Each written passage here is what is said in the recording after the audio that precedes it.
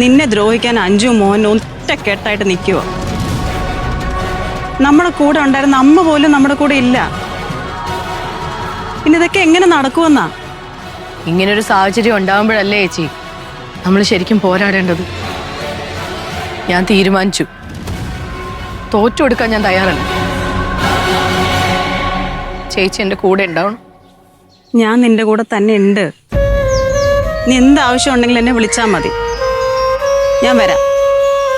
പക്ഷെ ഇനി ഈ വീട്ടിലേക്ക് ഞാൻ അധികം വരില്ല. അറിയാം ചേച്ചി, പറ്റുന്ന സാഹചര്യങ്ങളിൽ മതി. മാക്സിമം ഞാൻ ബുദ്ധിമുട്ടിക്കാതിരിക്കാൻ നോക്കാം. നീ എന്തുണ്ടെങ്കിലും വിളിച്ചോ. ഈ ഒരു സാഹചര്യത്തിൽ നിനക്ക് ഒത്തിരി ഹെൽപ്പ് വേണം, ഞാൻ വരാം.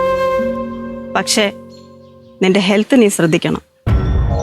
ഡോക്ടർ പറഞ്ഞ ഓർമ്മയുണ്ടല്ലോ, ബ്ലീഡിങ് ഉണ്ടാവാൻ ചാൻസ് ഉണ്ടെന്ന്. ടെൻഷൻ അടിക്കരുത് കേട്ടോ.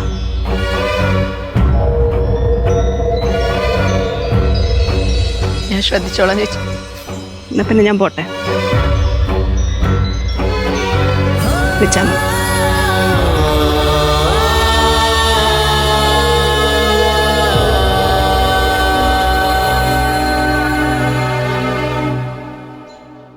എന്നാലും ഇതൊക്കെ അറിഞ്ഞു വെച്ചിട്ട് എന്നോടൊരു വാക്ക് പറഞ്ഞില്ലല്ലോ വക്കീലതാൻ. ഇവിടെ സമ്മതിക്കണ്ടേ? ഇടം ഫലം തിരിയാൻ സമ്മതിക്കാതെ പുറകെ നടക്കായിരുന്നില്ലേ? ഫോണും മേടിച്ച് സ്വിച്ച് ഓഫ് ആക്കി വെച്ചു.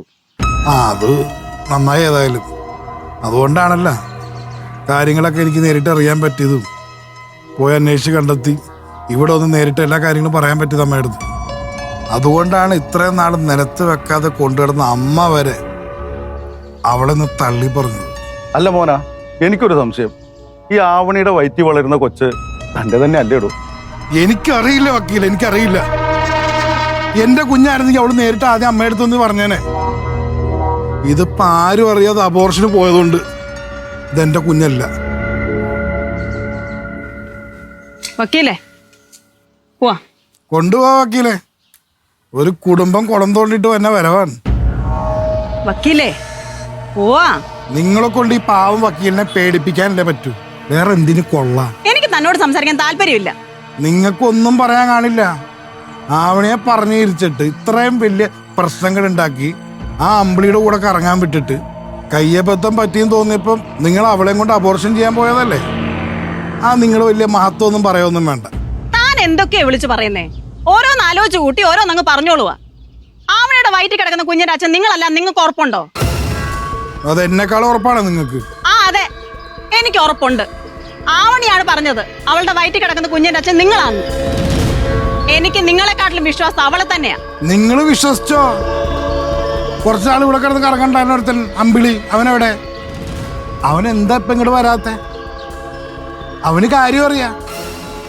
വക്കീല, എനിക്ക് ഡിവോഴ്സ് വേണം. എന്റെ കേസ് നിങ്ങൾ വാദിക്കില്ലേ? മോഹന എന്ത് കോഹന? എന്റെ കേസ് നിങ്ങൾ വാദിച്ചാൽ മതി. പിന്നെ അവൾക്കൊരു വക്കീലിനെ ഏർപ്പാടാക്കി കൊടുത്തേരും. മ്യൂച്വൽ കൺസെന്റ് ആണ് ഈ കേസ് പെട്ടെന്ന് തീരും.